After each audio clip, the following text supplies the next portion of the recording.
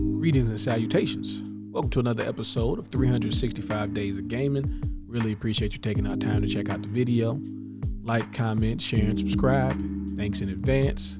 But let's get into it. Today, we're talking about a game that was actually a part of another series, but then ended up getting its name changed when the developers went to a different company. But still, to me, was a fantastic game that really does not get the recognition I feel like it deserves, and that's okay. That's why we got this series here, so we can do that for. We're talking about Sleeping Dogs. Now, a lot of you may have heard of Sleeping Dogs, some of you may have not, but essentially it was supposed to be a next stage in the true crime franchise, which I always enjoyed, especially the first true crime. Thought it was very different take on, what everybody felt like was the Grand Theft Auto style of gaming, the sandbox, open world type stuff. And I felt like Sleeping Dogs was like, a very, very good game. Like at the time when I played it, I'm like, why isn't more people talking about this game? But I understand the perception and, things like that go into when games come out. So, not taking personal offense, but I always just felt like it was very underappreciated. Essentially, you play Wei Shin, who is a undercover police officer in some form or fashion for some, FBI-like organization, and you're trying to take down the triads from within. He is from the area, so he can get in good.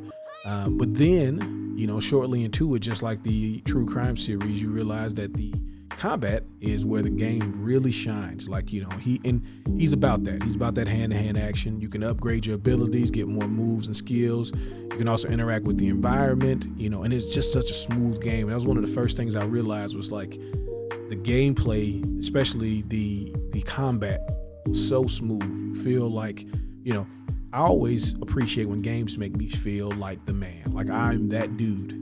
I'm sitting here, I'm playing. I don't want to feel like I'm weak and I'm soft. And I'm not saying I want the game to be easy, but I want my character to seem capable. And Wei Shin is more than capable, and you see that on a lot of levels as you play through the game, especially if you upgrade all your moves. And then the story is really solid. I know Grand Theft Auto has kind of been the standard bearer in those as they've gotten better and better, or even just Rockstar in general, just getting better and better at storytelling. But I always felt like Sleeping Dogs did a great job of conveying the story. You have characters that people really seem to like, even if there's some kind of like jokester like Jackie Ma, and just kind of seeing how the organization kind of implodes from within. And then when you have to report to the your higher ups and how that goes, and interacting with the people on the street. You could do side missions. It's one of those games where, as it opens up, there's so much to do. Obviously, because you can throw those hands and feet. You can always go into the underground fight club and go through that kind of storyline there and earn some money. You got bonuses. Something that Grand Theft Autos never really did, or even just most open world games, is you can get bonuses from the clothes you wear. So they have different outfit bonuses and stuff like that, which I always thought was neat, to kind of give you an incentive to kind of, upgrade your wardrobe and kind of go deeper into using the economy of the game. You can always go and get like the dragon kick from the soda machine, and that'll give you bonuses. Food gives you bonuses. There's just a lot of things that kind of encourage you to explore the game rather than, just do the missions, which you can just go straight through. So I always, just again, the total package here, you got good characters, good gameplay, good combat, and the environmental attacks that you can do, like kicking people into the phone booth, putting dudes' heads into like, AC fans and all that stuff, which I assumed they were dead, but it just kind of cuts them up a little bit. That's the thing, is it's almost like when you play the Batman games and you're like, I know Batman doesn't kill, but I'm beating up these people really bad, like I'm almost killing them. I just thought it was such a really good game, and it's one of those games that where I would recommend to people who don't necessarily really play video games that much. Like, this is one of the games I end up recommending to my sister, my older sister, and she loved it. She's like, what else do they have like this? And I'm like, it's kind of it. It's as much as it is like other games, it's kind of its own thing. And they've done like the remaster, which is what I'm playing in this footage here, so that's why it looks a little bit better than it originally did.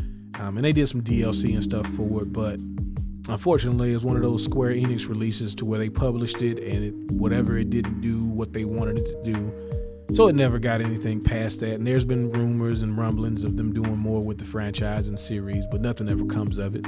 So since we can't get them to show the appreciation that it deserves, we'll do it ourselves on this platform here. So that's what I wanted to do. Now, I know some people have played this, and I hope you have. If you haven't, I invite you to go out and play it. The game is not expensive, especially if you get like a PC copy. It's not that much. It probably is not going to take your PC, to be that great to run it and run it well. So it still looks great to me, and I invite anybody who has not played it to just give it a try. I don't think you'll be disappointed. If you like the sandbox open world type games where you can run around and do whatever you can, this isn't necessarily one of those. You can, but not to the same degree of like GTA. It's not about that in these games. It's more about going through the story, meeting the different people, seeing their stories, and helping out, because there's different meters you have where you can, depending on how you play, you get upgrades in either the cop side or the gangster side. And that's kind of the theme here, is that eventually he's got to choose the people from the old neighborhood or his life as an officer. And I'd like for you to see that unfold if you haven't already. But if you have, let me know some of your favorite things about this game, and I look forward to reading those. I always appreciate all the comments and things. Try to respond to them as best I can, so I appreciate everybody who does that. It warms my heart. So thank you for watching the video. Y'all have fun. Y'all be safe. Peace.